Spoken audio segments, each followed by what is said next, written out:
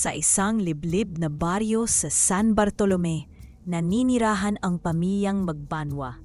Si Ernesto, ang padre de pamilya, ay kilala sa baryo hindi sa kabutihan kundi sa pagiging lasenggo, tamad at bugnutin. Araw-araw ay umuuwi itong laseng, may amoy ng gin at pawis habang galit na galit sa lahat ng bagay. "Lucia, nasaan ang pagkain ko?" sigaw ni Ernesto habang binubuksan ang pinto ng kanilang barong-barong. Lumapit si Lucia, ang kanyang asawa. Hawak ang isang platong may kanin at ginisang sardinas. "Ernesto, ito lang ang kinaya ng pera ko. Hindi ako nakapaglaba kahapon dahil may lagnat si Ria." Biglang hinampas ni Ernesto ang plato sa sahig. "Yan na naman tayo, palusot. Wala kang silbi, ni hindi mo man lang kayang ipagluto ng maayos ang asawa mo." Sa isang sulok, si Ria, 8 taong gulang, ay napapaluha habang hawak ang isang basanbimpo sa noo. "Tama na po, tay. Hindi po kasalanan ni nanay." Pabulong niyang sambit. Nanginginig ang boses. Tumayo si Ernesto, nilapitan ng anak at itinuro ito. "Ikaw, baka lumaki kang katulad ng nanay mo. Mahina, walang kwenta." Lumipas ang mga linggo at lalong lumala ang ugali ni Ernesto. Hindi na ito nagtatrabaho. Buong araw ay nasa sabungan o inuman habang si Lucia ang kumakayod sa paglalabas sa kapitbahay.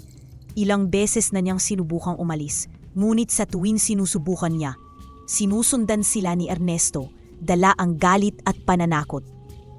"Subukan mo lang lumayas, Lucia, at makikita mong hindi kayo ligtas kahit saan kayo magtago," bulong ni Ernesto isang gabi, habang may hawak na bote ng alak at nakanising malamig. Hanggang isang araw, habang tulog si Ernesto, sinamantala ni Lucia ang pagkakataon. Dala ang isang lumang bag at si Ria na mahigpit niyang yakap. Tumakas sila papunta sa kabilang baryo, kung saan nakitira muna sila sa isang kaibigan. Doon nila nakilala si Mang Cadio. Isang matandang albularyo na kaanak ng kanyang tinutuluyang kaibigan. May pagka-ermitanyo ito pero may malambot na puso. "Mang Cadio, patawad po kung nakikigulo kami. Wala po kaming mapuntahan," sabi ni Lucia habang pinapainom ng salabat si Ria na inuubo. "Walang abala, Lucia. Dito ligtas kayo.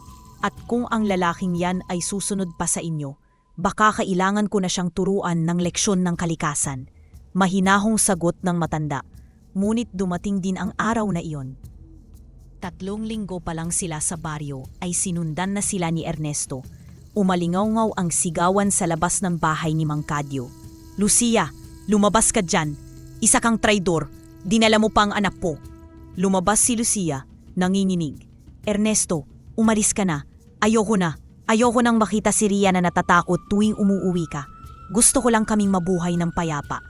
"Hindi kayo mabubuhay nang wala ako. Ako pa rin ang ama ng batang iyan." Biglang lumapit si Ernesto at itinutulak si Lucia. Napaupo ito sa lupa at natilamsikan ng putik ang kanyang suot. "Tay, wag po!" sigaw ni Ria na niyakap ang ina. Dito na lumapit si Mang Cadio. Tahimik itong naglakad, dala ang isang baston na gawa sa kahoy ng palete. "Ernesto Magbanwa, tigilan mo na sila.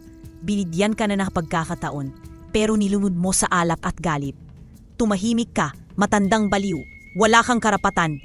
Ngunit bago pa siya makatapos, itinuro siya ni Mang Cadio gamit ang baston.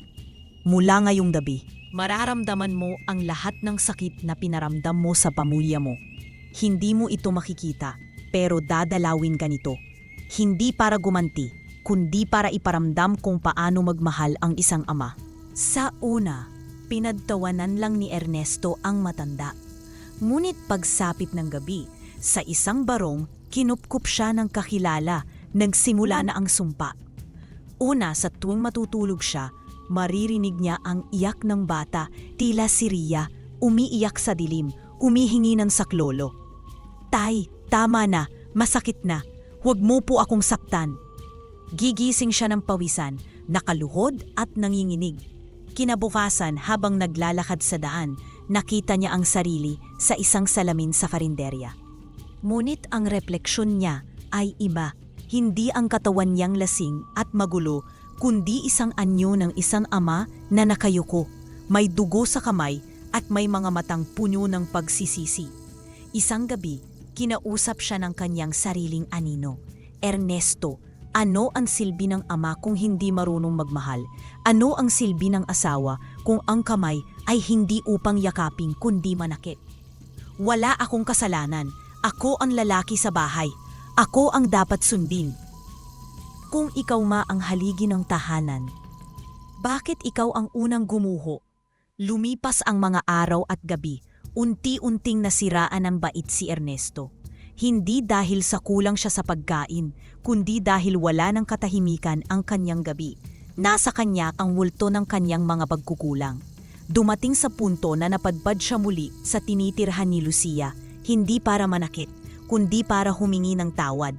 Lumapit siya habang naglalakad, marumi, payat at sunog sa araw. Si Ria ay naglilinis ng halaman sa bakuran at napatigil nang makita siya. Ria, tinig na basad, puno ng luha. Tumakbo si Lucia palabas, agad na niyatap ang anak. Anong ginagawa mo dito, Ernesto? Hindi ako narito para manakit. Hindi ako narito para kunin kayo. Narito ako para sabihin, patawad. Mahal ko kayo. Hindi ko lang alam noon kung paano. Hindi ako tinuruan. Pero iyon ay hindi rason para sirain ang inyong mundo. Tahimik ang paligid, hangin lang ang maririnig. Lumapit si Mang Cardo, ngayon ay may ngiti sa labi. Ang sumpa ay hindi para manakit, kundi para gumising. At kung ang puso ay tunay na nagsisisi, minsan ang kalikasan ay marunong ding magpatawad. Pumunta si Ernesto sa harap ni Ria at lumuhod. Anak, kung pwede lang kitang balikan sa simula. Kung pwede lang burahin ang bawat iyak mo, pero hindi ko kaya. Ang kaya ko lang ay maging ama simula ngayon, kung pahihintulutan mo ako. Tahimik si Ria, tiningnan niya ang kanyang ina. Piningnan niya si Mang Cadyo, at saka lumapit. Tay, huwag mo na akong saktan, ayoko ng masamang alaala. Pero kung tunay kang nagbago, siguro, pwede pa tayong magsimula. At doon sa ilalim ng buwan, sa harap ng mga tanim ni Lucia, nagsimula ang bagong yugto ng isang pamilyang minsang winasak ng galit, ngunit binuo muli ng pagkilala sa sariling pagkakamali. Hindi lahat ng sugat ay makikita sa balat. Ang pinakamasakit ay ang sugat ng puso, lalo na kapag ang dapat magmahal ay siyang unang sumira.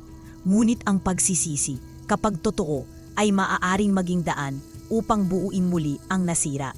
Minsan kailangan muna nating malasap ang impyerno ng ating gawa bago nating maramdaman ang halaga ng langit na dati ay tinapakan lang natin. Kung may tunay na pagbabago, may pag-asa pa ring bumangon.